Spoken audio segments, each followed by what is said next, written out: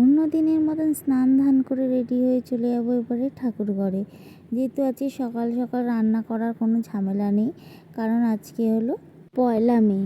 তো তোমাদের দাদা ভাইয়ের ছুটি ছিল আর আমার ননদেরও ছুটি ছিল। তো এইদিকে তোমার বৃহস্পতিবারও পড়ে গেছিলো। তো অনেক সকাল সকাল শাশুড়ি বৌমায় সমস্ত কাজ সেরে আমরা দুজন চলে গেছিলাম ঠাকুর ঘরে পুজোর সমস্ত গোছ করতে।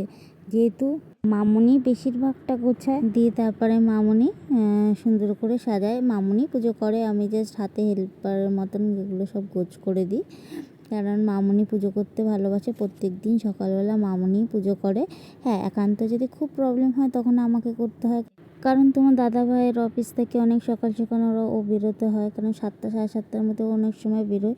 তো তাড়াতাড়ি মামুনিকে রান্না করে নিতে হয়। আর মামুনি এমনই সকাল সকাল ছেলে মেয়েকে রান্না করে না খাইয়ে ঘর থেকে বেরই করবে না। এই জন্য বলে মায়ের মতন কোনো জিনিস হয় না। মা হলো এমন একটা জিনিস যে সব পারে, মারাই হলো সব কিছু।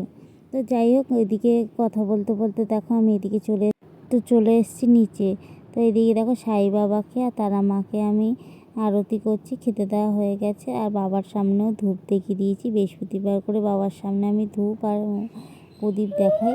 তো এদিকে আমি দেখো ওইখানে পুজো হয়ে যাওয়ার পর আমি চলে এসেছি ঠাকুর ঘরে, মামুনি এখানে আরতি করছে।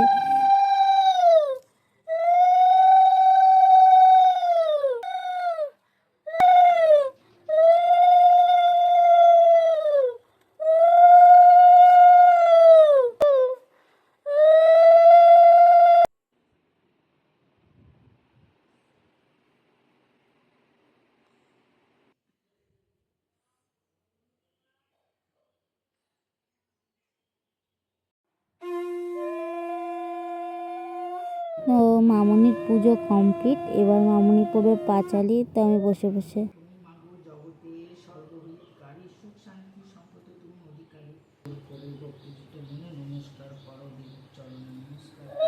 তো এদিকে দেখো আমাদের পুজো হয়ে গেছে। তো আমরা সকালে চা খেয়ে নিয়েছি, চা খেয়ে নেওয়ার পর এদিকে আমি চলে যাবো ঘর গোছাতে, কারণ তোমাদের দাদাভাই অফিস যাবে বলে রেডি হচ্ছে ওইদিকে। আর আমি এদিকে ঘরটা গুছিয়ে নিচ্ছি, কারণ খুব তাড়াতাড়ি করছি। এই কারণ আমাদের কাজের মাসিটা চলে যদি আসে একবার, আর মানে খুব তাড়াতাড়ি কাজ করে তো পারি না সামাল দিতে।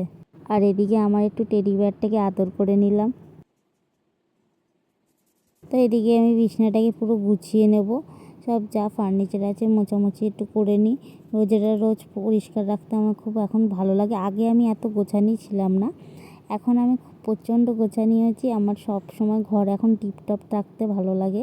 এদিকে দুপুরের মেনুতে চলে আসলাম। দেখো হয়েছিল সজনে ডাঁটা আলু দিয়ে ঝাল, ডিম ভাজা আর চিংড়ি মাছ দিয়ে পটলের পুর দিয়ে দরমা আর উচ্ছে ডাল আর ভাত।